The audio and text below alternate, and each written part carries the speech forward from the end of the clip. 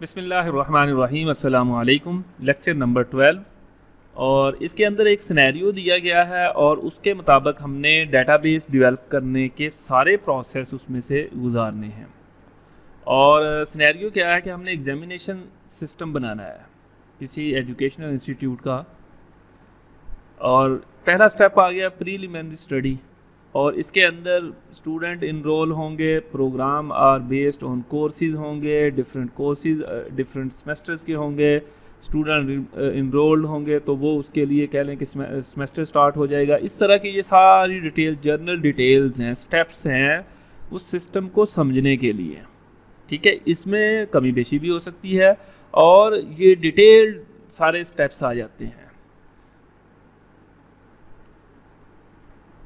उसके बाद फिर हमारे पास आ जाती है कि जी आउटपुट रिक्वायर्ड कौन सी है, कि teacher and controller need class list of attendance sheet वगैरह, ये चीज़ें चाहिए। स्टूडेंट नीड उनको चाहिए ट्रांसक्रिप्ट चाहिए, सेमेस्टर रिजल्ट कार्ड चाहिए, और ये वाली आउटपुट ये सिस्टम रिटर्न करे। इसमें एंटिटीज़ कौन कौन सी होंगी, वो स्टूडेंट्स हैं, टीचर हैं, कंट्रोलर हैं। ये एंटिटीज़ बनाई हैं। आप कोर्सेज भी बना सकती हैं और भी कह लें कि ना उसमें शामिल हो सकते हैं। अब ये अगर एग्जामिनेशन सिस्टम है, इसका DFT बनाएं, कॉन्टेक्स्ट डायग्राम, ये हमारा एग्जामिनेशन सिस्टम है। और इसमें देखें स्टूडेंट है, रजिस्ट्रेशन सिस्टम होगा, कोई टीचर होगा और कंट्रोलर है। रजिस्ट्रेशन सिस्टम के थ्रू क्या होगा, पर्सनल डिटेल इस सिस्टम के अंदर आएगी, कोई रजिस्ट्रेशन सिस्टम अलग से है। स्टूडेंट क्या करेंगे जी, स्टूडेंट कोर्स रजिस्टर करवाएंगे इस सिस्टम से, इसको देंगे और ये स्टूडेंट को वापस रिज़ल्ट प्रोवाइड करेगा।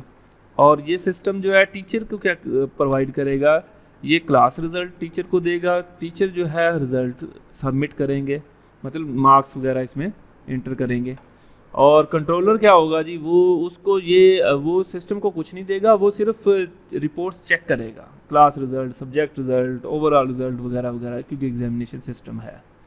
तो ये हमें कुछ ओवरऑल पिक्चर निकल आती है उस सिस्टम की। इसमें ये वाली सारी चीज़ें इसी के अंदर भी डिस्कस की गई होंगी कि सिस्टम क्या करता है, कंट्रोलर को क्या देगा, एग्जामिनेशन को क्या देगा, उसमें स्टूडेंट उसमें क्या देंगे, टीचर्स क्या देंगे। ये इसके ऊपर डायग्राम के ऊपर मेंशन भी कर देती है और सिंबल शो करता है कि ये सिस्टम को चीज़ दी जाएगी और सिस्टम इसको क्या रिटर्न किया जाएगा। अगर और भी चीज़ें रिक्वायर्ड होंगी, सबमिट करनी होंगी, आप उसको इंटर भी कर सकते हैं, वापस भी सिस्टम उसी तरह देगा। लेवल 1 डायग्राम, अब उसकी डिटेल डायग्राम आ गई। पहले सब्जेक्ट रजिस्ट्रेशन वाला है, रिज़ल्ट सबमिशन है, रिज़ल्ट कैलकुलेशन वगैरह वगैरह, और ये 3 आप इससे ज़्यादा भी बना सकते हैं। अब उनकी डिटेल आ गई है रजिस्ट्रेशन वाले की। स्टूडेंट क्या करेगा, रजिस्ट्रेशन डिटेल देगा, यानी कि फॉर्म वगैरह एडिट भी हो सकता है, यहाँ से सबमिट हुआ फॉर्म एडिट भी हो सकता है, और अगर वैलिड हो, ये प्रोसेस हो रहे हैं 1.0 2.0 चेक प्री रिक्विजिट्स के रिक्वायरमेंट पूरी हो रही है। और अगर रिक्वायरमेंट पूरी हो रही है तो ये तीर का निशान कहाँ जाएगा, रजिस्टर्ड या रजिस्ट्रेशन हो गई। अच्छा, अगर नहीं तो इसको वापस भेजेगा यहाँ पे स्टूडेंट डायरेक्ट भी यहाँ पे चेक करवा सकता है, एडिट वगैरह करवाने की ज़रूरत नहीं है, डायरेक्ट अप्लाई करेगा तो डायरेक्ट भी यहाँ पे आए। इसलिए ये डबल तीर है, ये देखिए यहाँ सिंगल तीर है और एरोज है यहाँ डबल है, कि यहाँ से डायरेक्ट वापस भी है।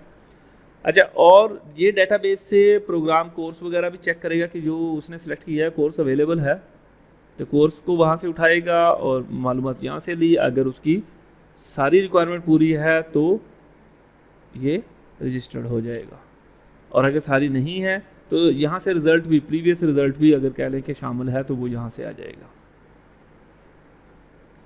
अब ये वाला काम हमने डिस्कस कर लिया। उससे आगे हमारे पास थर्ड चीज़ कौन सी थी, सेकंड चीज़ सॉरी, इसके अंदर रिज़ल्ट सबमिशंस।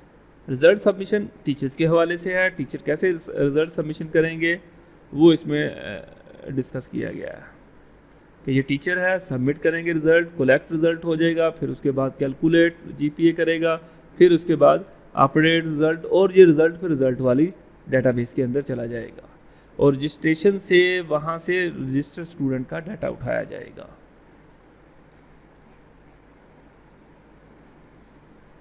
नेक्स्ट वो थर्ड कैलकुलेशन वाला सिस्टम था।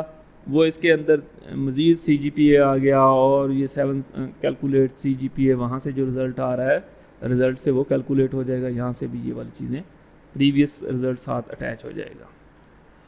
नेक्स्ट हम बना सकते हैं क्रॉस रेफरेंस मैट्रिक्स डॉट के साथ। ये फॉर एग्जांपल ये वाली चीज़ है कि किसको क्या चीज़ चाहिए, ट्रांसक्रिप्ट देगा, सेमेस्टर कार्ड है, अटेंडेंस शीट है, ये वाली चीज़ें मतलब ये रिपोर्ट्स हैं, किसको क्या चाहिए किसके ऊपर, यानी कि कोर्स नेम किसके ऊपर होगा, ट्रांसक्रिप्ट के ऊपर भी होगा, सेमेस्टर कार्ड के ऊपर, अटेंडेंस के ऊपर कोर्स का नेम नहीं होगा, और क्लास रिजल्ट के ऊपर भी कोर्स का नेम नहीं होता।